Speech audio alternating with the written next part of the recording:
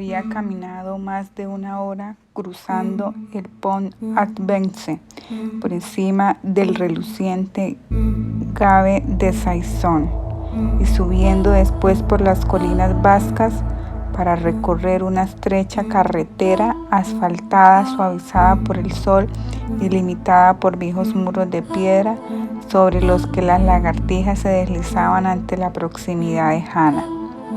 Los rebaños pacían en los prados, los corderitos brincaban alrededor de las ovejas y las rojizas vacas de los Pirineos holgazaneaban a la sombra de los manzanos descuidados, viéndola pasar con sus ojos infinitamente gentiles, infinitamente estúpidos. Los helechos daban un aspecto lozano a las suaves colinas, animando el estrecho valle, y más allá de las redondeadas elevaciones se alzaban las montañas con sus picos nevados, sus aristas dentadas destacando duramente contra el límpido azul del cielo. En lo alto, un halcón se columpiaba al borde de una corriente ascendente, con las plumas de sus alas desplegadas como dedos en constante comprobación del viento mientras observaba el suelo en busca de una presa. El calor creaba un fuerte aroma mezclado soprano de las flores silvestres, mesotones de la hierba segada y los excrementos frescos del rebaño y el insistente vaso profundo del asfalto reblandecido. Hannah continuaba su camino, aislada de su fatiga de las vistas y los olores a su alrededor, con la cabeza baja y absorta en la contemplación de las puntas de sus botas de montaña. Su mente, huyendo de la sobrecarga sensorial de las últimas 10 horas, encontraba refugio en una visión túnel de su subconsciente. No se atrevía a pensar o a imaginar o a recordar por qué allí en los límites del momento presente estaban al acecho aquellas visiones que le harían daño si les daba entrada. No pensar, solo caminar y contemplar las puntas de las botas. Todo consiste en llegar al castillo Eddechevar. Todo consiste en ponerse en contacto con Nicholai Hell. No queda nada más antes o más allá de eso. Hannah llegó a una bifurcación del camino y se detuvo. A la derecha, en el camino ascendía bruscamente hasta el pueblo de Eddechevar, en lo alto de la colina y más allá del racimo de casas de piedra y crepi. Hannah vio la gran fachada de una mansión que debía de ser el castillo, que asomaba entre los altos pinos y estaba rodeado por un alto muro de piedra. Suspiró profundamente y se esforzó en seguir, sintiendo que su fatiga se amalgamaba con su neurastenia emocional protectora. Si pudiera llegar hasta el castillo, llegar nada más hasta Nicholai Hell. 2 aldeanas vestidas de negro interrumpieron su charla al lado de un muro de piedra abajo y observaron a la muchacha extranjera con manifiesta curiosidad y desconfianza. ¿A dónde iba aquella descarada que enseñaba las piernas? ¿Hacia el castillo? Bueno, eso lo explicaba todo.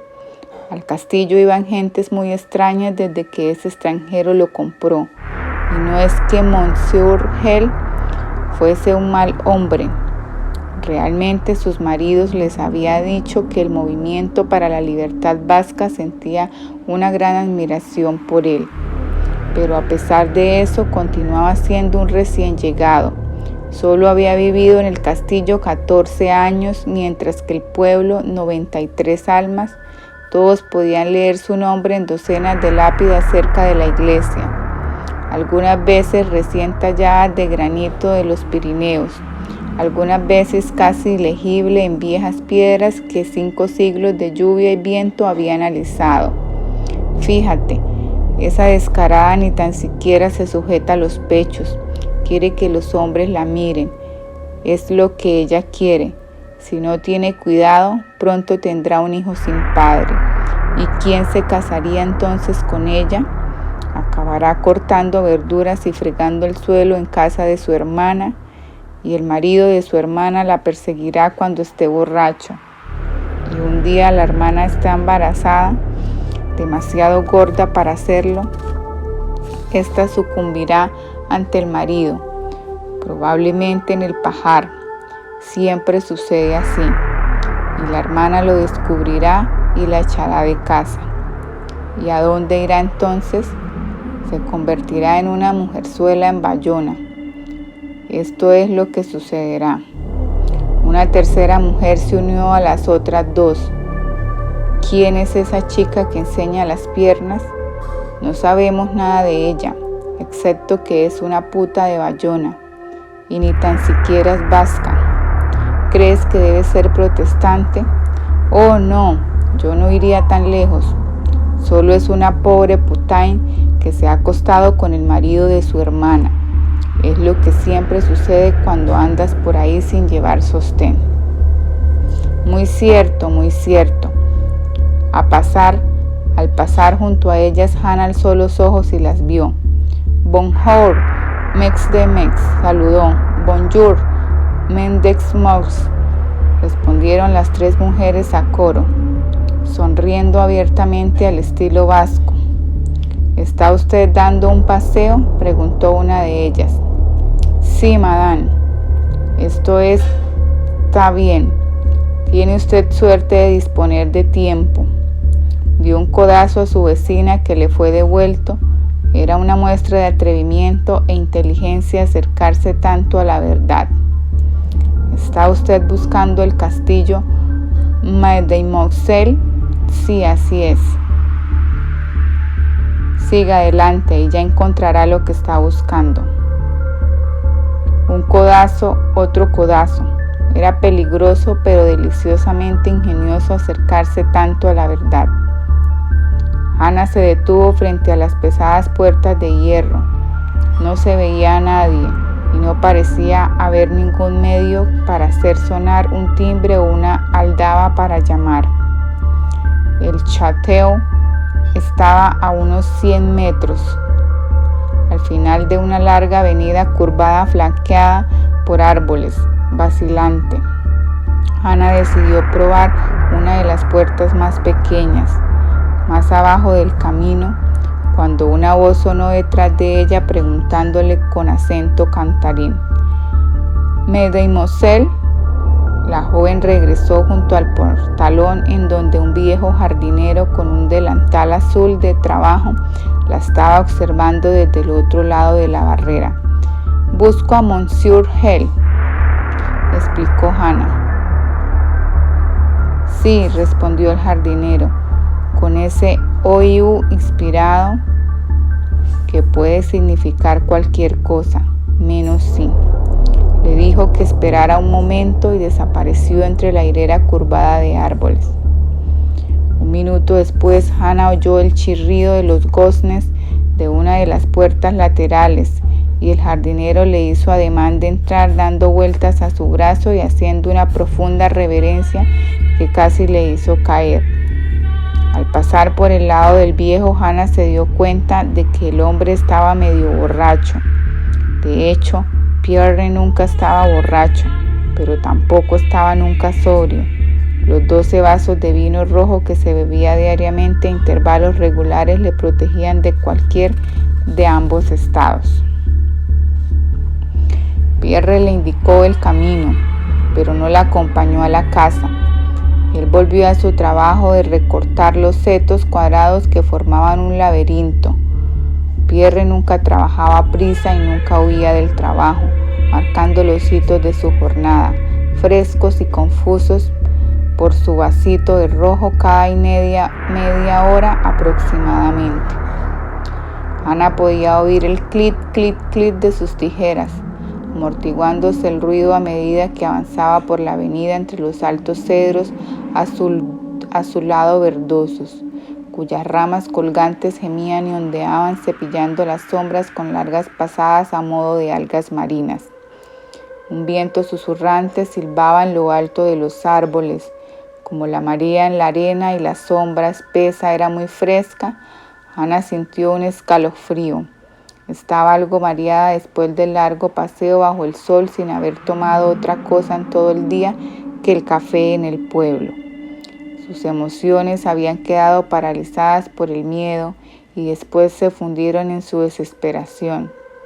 Paralizadas y después fundidas, estaba perdiendo su contacto con la realidad. Cuando llegó al pie de una doble escalinata de mármol que conducía a las terrazas, Hannah se detuvo insegura del camino que debía tomar. ¿Puedo ayudarte?, le preguntó una voz femenina desde arriba. Hannah se hizo sombra en los ojos y alzó la mirada hacia la soleada terraza. Hola, soy Hannah Stern. Bien, sube, Hannah Stern. La mujer tenía el sol a su espalda y Hannah no podía ver el rostro, pero a juzgar por el vestido y sus modales parecía ser oriental, aunque su voz suave y modulada contradecía el estereotipado gorjeo que habla femenina oriental. Tenemos una de esas coincidencias que se supone traen suerte. Me llamo Hannah, casi igual que tú. En japonés, Hannah significa flor. ¿Qué es lo que tú, Hannah, significa? Quizá como tantos otros nombres occidentales no significa nada. Qué delicioso es que hayas llegado justo a la hora del té. Se dieron las manos al estilo francés. Hannah quedó impresionada por la serena belleza de aquella mujer, cuyos ojos parecían contemplarla con una mezcla de bondad y humor. También sus modales daban a Hannah la sensación de estar extrañamente protegida y a sus anchas. Mientras caminaban juntas por la amplia terraza ensolada hacia la casa con su fachada clásica de 4 puertas-ventana que flanqueaban la entrada principal, la mujer escogió las mejores entre las flores que había estado cortando y se las ofreció a Hannah, con un gesto tan natural como agradable. Debo poner estas en agua, dijo. Después tomaremos el té. ¿Eres una amiga de Nicholai?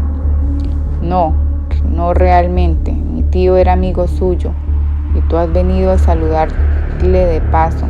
Qué amabilidad por tu parte.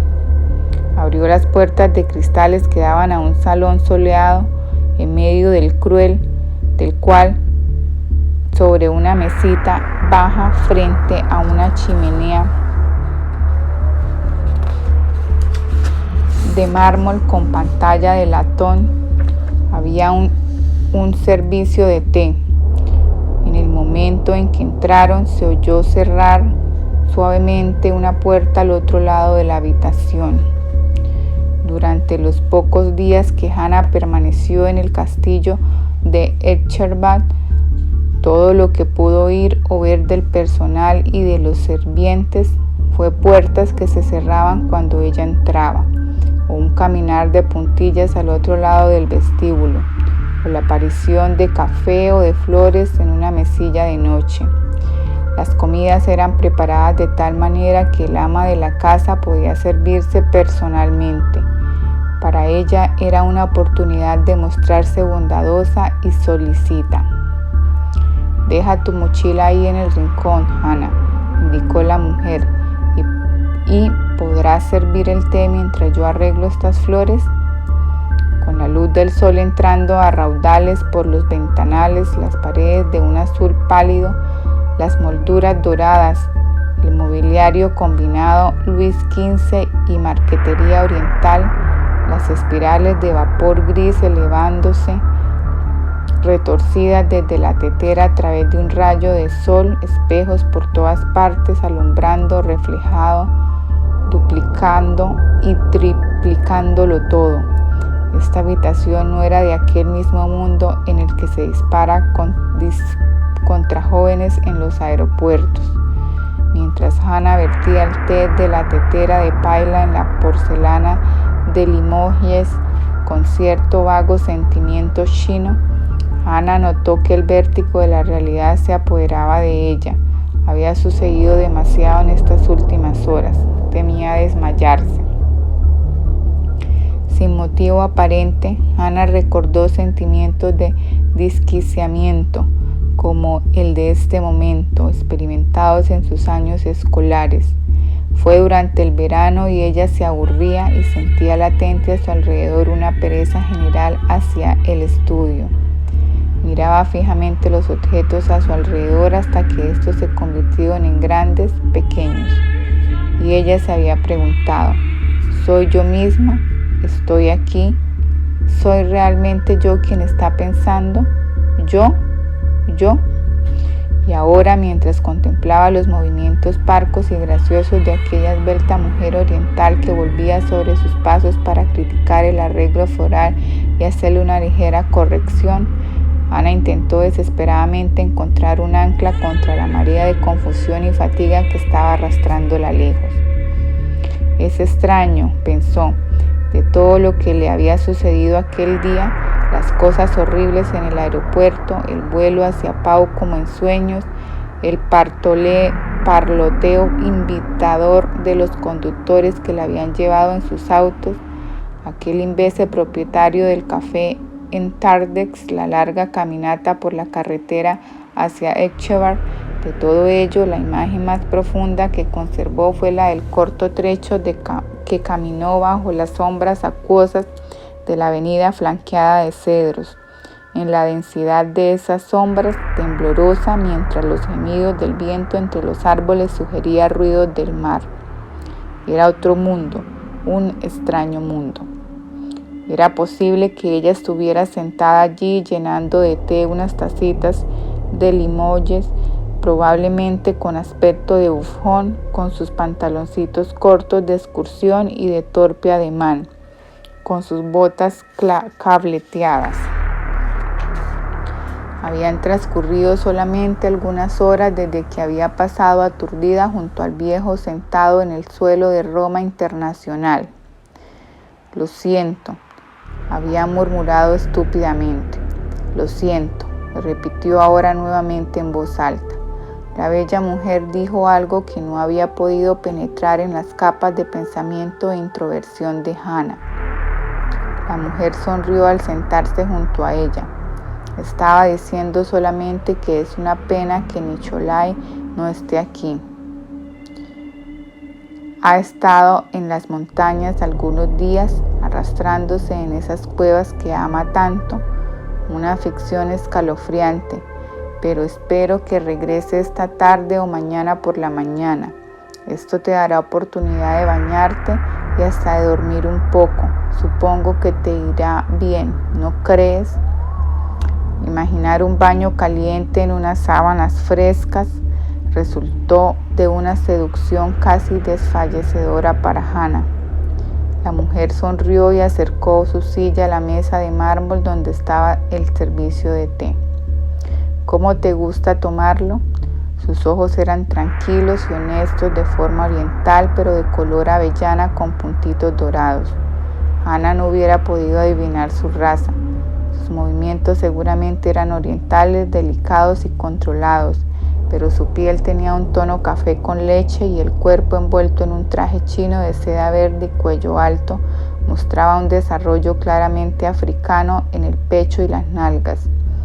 Sin embargo, su boca y su nariz eran caucasianas y su voz era cultivada, baja y modulada, como fue su risa al decir, sí, ya lo sé, es muy confuso.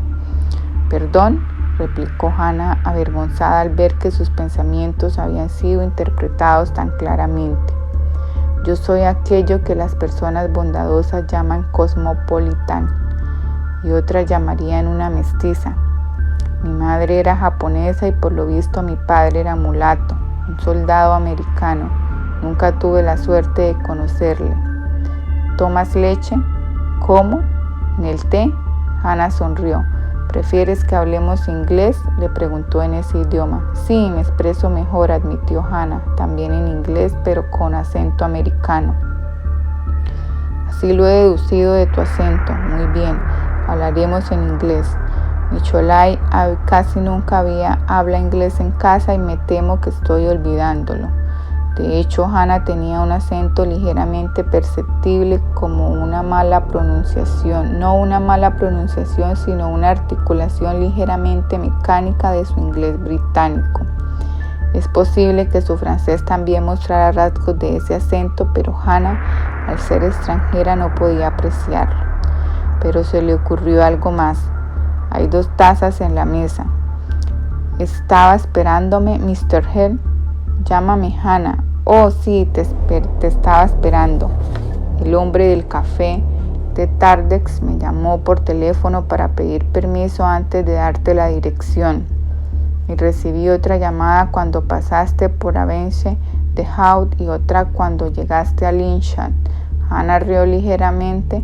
Nicholai está muy bien protegido aquí. Sabes, no le gustan demasiado las sorpresas. Por cierto, eso me recuerda algo. Traigo una nota para usted. Sacó del bolsillo la nota doblada que el propietario del café le había entregado. Hannah la abrió y le lanzó una ojeada, echándose a reír con su voz profunda en clave menor. En una factura, escrita con todo detalle, además a estos franceses, 1 franco por la llamada telefónica, otro franco por tu café y 1,5 francos adicionales, una estimación de la propina que tú hubieras dejado. Dios mío, hemos hecho un buen negocio. El placer de tu compañía nos costará solamente 3,5 francos. Se echó a reír dejando a un lado la nota. Alargó entonces la mano tibia y seca sobre el brazo de Hannah. Jovencita, creo que no te das cuenta de que estás llorando. ¿Qué? Hannah se puso la mano en la mejilla. Estaba humeada de lágrimas. Dios mío, cuánto rato había estado llorando. Lo siento, es que esta mañana mis amigos estaban. Debo ver a Mr. Hill. Lo sé, querida niña, lo sé. Ahora acaba tu té. Hay algo que te hará dormir. Te acompañaré después a tu habitación en donde podrás bañarte y dormir. Y cuando veas a Nicholai estarás fresca y bella. Deja aquí mismo tu mochila. Una de las muchachas cuidará de ella. Debería explicar. Pero Hannah alzó la mano. Todo se lo contará a Nicholai cuando venga y él me contará lo que quiera que yo sepa.